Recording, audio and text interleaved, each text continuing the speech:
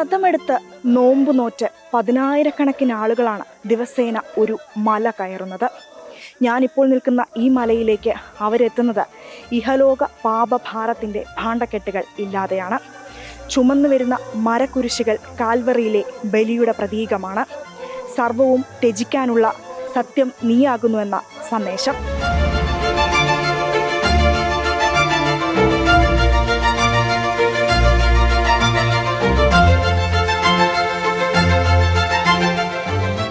പെരിയാറിന്റെ തീരത്ത് AD 900 ഒരു ദേവാലയം ഉയർന്നു. അതാണ് മലയാറ്റൂർ കുരിശുമുടി പള്ളി. സമുദ്രനിരപ്പിൽ നിന്ന് ഏതാണ്ട് 1200 അടി ഉയരത്തിലാണ് കുരിശുമുടി പള്ളി സ്ഥിതി ചെയ്യുന്നത്. തീർത്ഥാടകരുടെ അഭയ കേന്ദ്രമായ ഈ പള്ളി തോമാ ശ്ലീഹായാൽ സ്ഥാപിതമായി എന്നാണ് ചരിത്രരേഖകളിൽ പറയുന്നത്.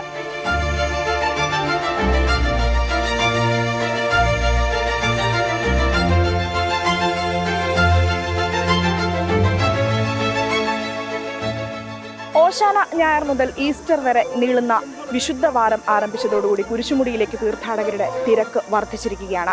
ഇനി ഒരാഴ്ചക്കാലം പുതുഞായർ വരെ തീർത്ഥാടകരുടെ അണമുറിയാത്ത പ്രവാഹമായിരിക്കും.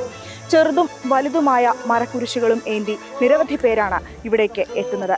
താഴെയുള്ള വിശുദ്ധ തോമാസ് ശ്ലീഹായുടെ രൂപത്തിൽ പ്രാർത്ഥിച്ചുകൊണ്ട് അവർ മലകയറ്റം ആരംഭിക്കും. പൊന്മല കയറ്റം മുത്തപ്പോ എന്ന ശരണം വിളികളാൽ മുഖരിതമാണ് കുരിശുമുടി.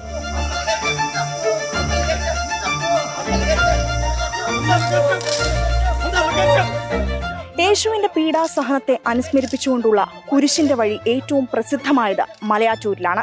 കുരിശും വഹിച്ചുകൊണ്ടുള്ള യേശുവിന്റെ യാത്രയിലെ 14 പ്രധാന സംഭവങ്ങളെ പ്രതിനിധീകരിച്ചുകൊണ്ട് മലമ്പാതയിലൂടെ പാറക്കെട്ടുകൾ നിറഞ്ഞയിടങ്ങളിലെ 14 വിശുദ്ധ സ്ഥലങ്ങൾ പിന്നിട്ടുകൊണ്ടാണ് വിശുദ്ധന്റെ തിരുശേഷിപ്പ് സൂക്ഷിച്ചിരിക്കുന്ന മാർത്തോമ സന്നിധിയിലേക്ക് തീർത്ഥാടകർ നടന്നെത്തുക.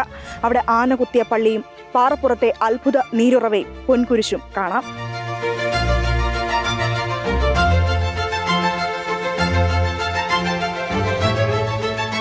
ചേട്ടൻ എവിടുന്നാ വരുന്നത്?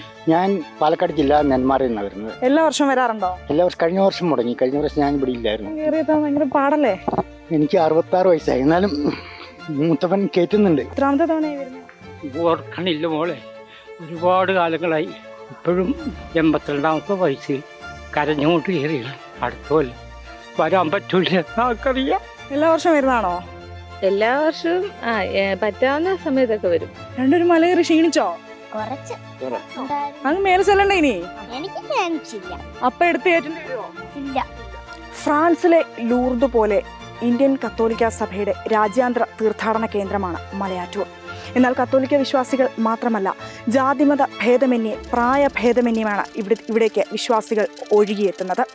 കൈക്കുഞ്ഞുങ്ങൾ മുതൽ അവശരായ വയോധികർ വരെ ഈ കൂട്ടത്തിലുണ്ട്. എല്ലാവരുടെയും മനസ്സിൽ ഒരൊറ്റ മന്ത്രം മാത്രം: പൊന്നിൻ കുരിശു മുത്തപ്പോ, പൊന്മല കയറ്റം.